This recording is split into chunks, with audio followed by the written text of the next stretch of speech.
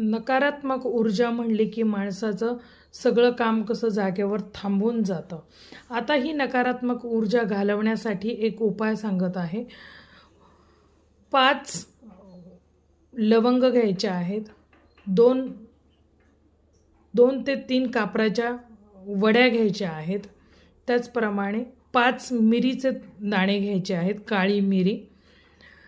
त्यानंतर 7 मोठी विलायची आणि 2 छोट्या इलायची घ्यायच्या आहेत.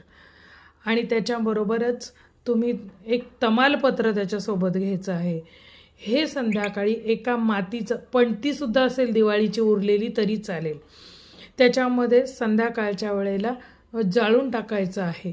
आणि ह्याची ज्वाला जर का सगळ्या घरामध्ये तुम्हाला फिरवता आलं तर उत्तमच आहे.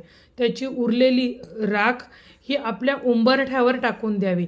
ह्याने घरातील नकारात्मकता निघून